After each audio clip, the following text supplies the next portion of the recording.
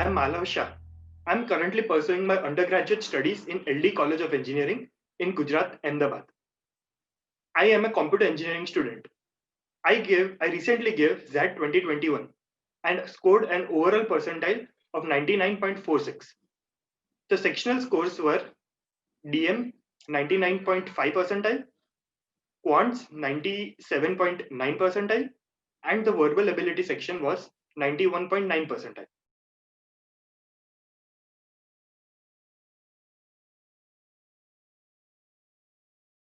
Majority of the students who give the XAT exam also give the CAT exam. So according to me, if a person has diligently studied for CAT exam, he just has to master one additional section, that is the decision making section. The other two sections can be covered by a little bit more study for that exam. The decision making section is a whole new section which has never been encountered by any MBA aspirant. So we have to study that section, and the main focus after the 1 month of CAT should be the decision making section for any aspirant, along with his weak sections also.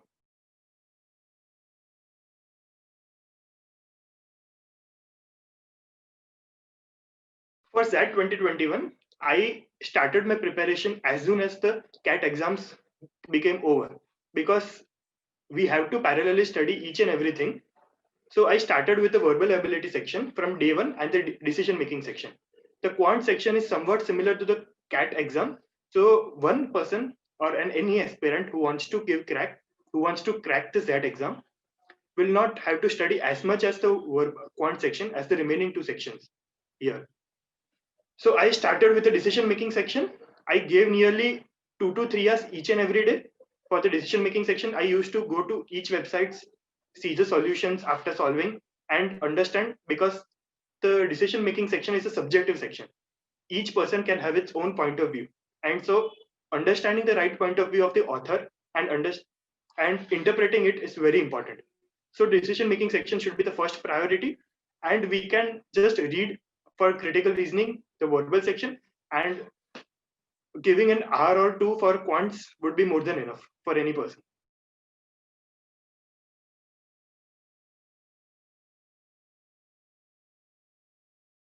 I was inherently weak in verbal section, even in my CAT exams. So from day zero, I began to polish my verbal skills, because as people know, XAT is a verbal heavy exam, because two sections are entirely depend upon your reading skills and interpretation skills. That is the verbal section and the decision making section. So I had to polish it up. So I started preparation for it from day zero. I used to read articles from various websites like Aeon, Project Syndicate, and so on. And I used to do some critical reasoning especially from the GMAT books, because the GMAT books helps you a lot if you want to polish your critical reasoning skills, because the explanation as well as the standard of questions is very high there. So I began my verbal section from day zero, and this is the strategy which I adopted. I used to devote nearly 1 to 2 hours each day just for critical reasoning, and I used to read a lot. I used to read nearly 2 to 3 hours every day, because that is my habit from day zero, even before my preparation for the MBA exams.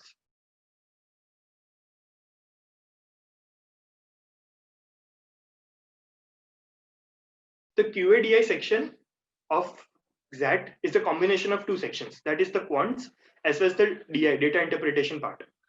For QADI portion, as it was my strong section, I did not devote a whole lot of time there, but I used to practice for nearly 1 to 2 hours every second or third day, because I know that my QADI section is a strong section and I had to focus on the other two sections.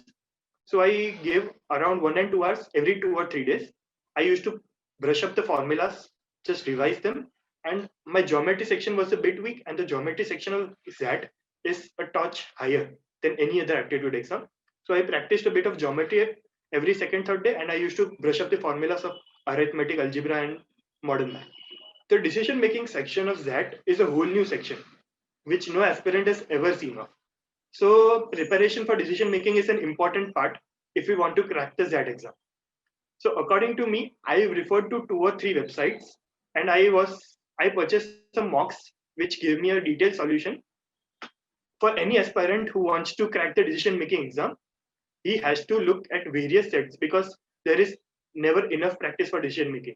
In any other sections, if you have performed some calculations or you have learned some formulas, you can implement them. But for decision making, it is every time a different case, a different scenario. It is just like a business case study, a small case study. So you have to practice each and every steps, and you have to understand what the author thinks of and what is my job without being biased towards any entity. And so that is the main strategy. You just have to revise and understand the solution, why this is the answer and why your answer is wrong. If you can get that, then decision making can be one of the easiest sections, as I faced. The verbal section, one just has to read, because the verbal section is also divided in two parts. Out of the 26 questions, approximately 16 questions every year come from the reading comprehension, whereas the 10 questions come from the critical listening. Any person who is not as much comfortable while doing RCs, that is reading comprehension, can focus on critical listening. I did just the same thing. I found reading comprehensions a bit too tedious and a bit too hard for me. So I focused on the critical reasoning part. There are nearly 10 questions of critical reasoning every time, and they are not vocab based like any other exam. They are just testing your skills.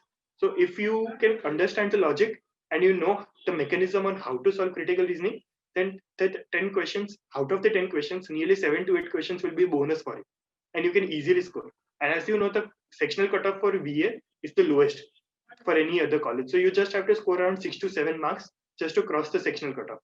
So my strategy was to cross the sectional cutoff for VA and to maximize my score in QADI and then DM.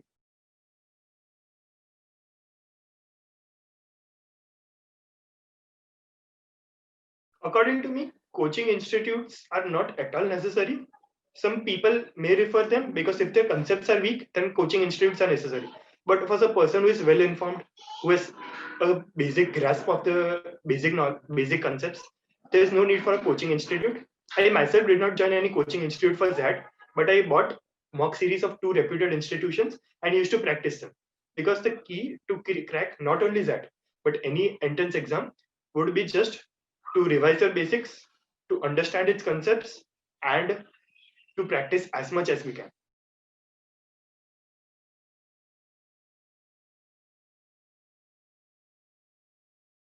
According to me, the best source to crack that exam would be the previous year papers, because they provide you the best source, and the ZAT paper and the ZAT authorities have launched their last 20-year question papers, and so you get a lot of questions. That is nearly 2000 questions, and that is more than enough for practice. I used them as a source, and I used to regularly give my mock exams. So you can get some quality 75 questions in each mock exam, and that would be more than enough, because referring any book would not be much of use, especially for the decision making section. The quant section, any book can be okay, and in verbal you just have to read. There's no need for any specific book for verbal. Just this GMAT 1000 book would be a good source for the critical listening part, just to understand the concepts and to view the perspective on how to solve the critical listening.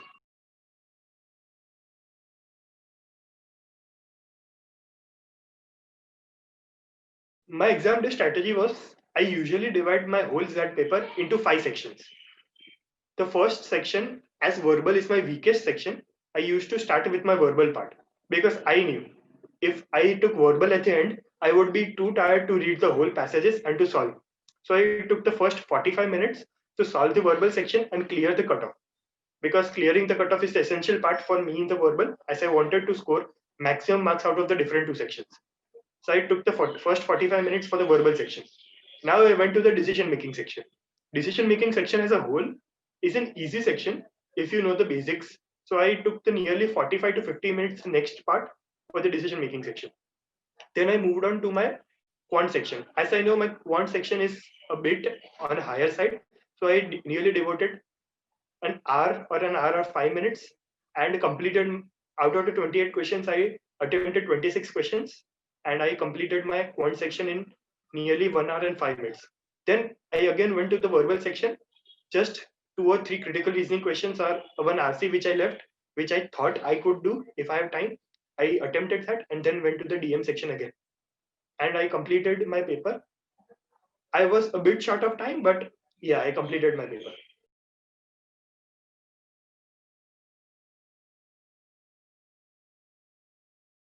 According to me, academic background does not affect SAT preparation as a whole. Obviously, people who have studied maths in the 11th or 12th would have a slight advantage over the others because they have studied the concepts a little bit more. But according to me, there is not much difference. The only difference is how people perceive it. If a person has studied enough, then it is more than necessary and no academic background can influence it because it's just about the hard work which you do.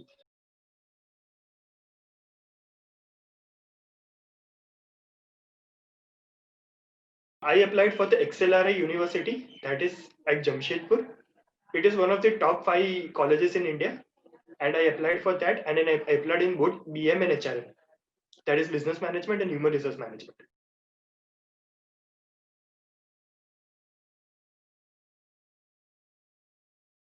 This year, due to the COVID pandemic, most of the institutions have scrapped the group discussion portion of the PI interview, of the PI process. So this year, only VAT and PI are being considered for the selection process. I like to read and write also.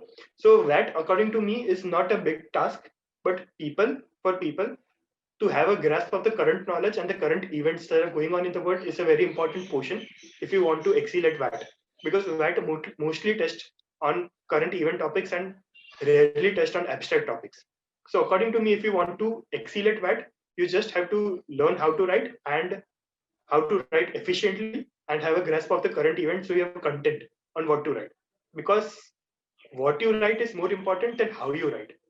Because if you have enough knowledge of the data, then you can excel at VAT. And for the PI portion, you just have to revise the basics because as I'm a fresher, the basics of what you have studied in the last 4 years for me as an engineering graduate and for any person, the basic subjects are as important in the interview portion. And for a person who has a work experience of around 2 to 3 years, his journey throughout the work experience portion is as important. What he did, how he overcome an important situation would play an integral role. The current affairs topic are as important as anything in any interview, and some basic HR questions like why MBA, why MBA after engineering, where you see yourself after 5 to 10 years, what is your weakness and strength. So these are the basic questions which every aspirant should prepare, even if they are going for any interview, be it ZAT, SNAP, CAT, NMAT, anything. Because these are the questions which are asked in almost every interview. There's a nearly a list of 20 to 25 questions which are sent by the institutes themselves. So these are the questions which are most asked and you should prepare. So just having a basic knowledge of the current events, a good knowledge of your academics and work experience, and some basic HR questions would be more than enough for the PI practice.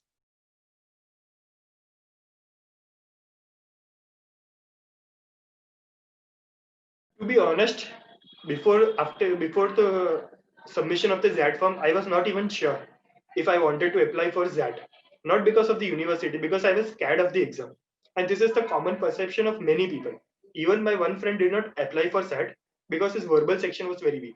And this is a perception of each and every aspirant that you cannot give ZAT or you cannot crack ZAT if you do not have a good verbal skills. And according to me, this is the biggest myth because as we have seen throughout the interview, my English is not as good as any other aspirant can be. But still, I cracked this ZAT exam. So it is not just about the verbal section, which is the biggest myth. I even considered not applying for ZAT just because of this myth. So according to me, if a person has at least a good speaking habit or good interpretation skills and reading skills, it is more than enough. This is the biggest myth according to me.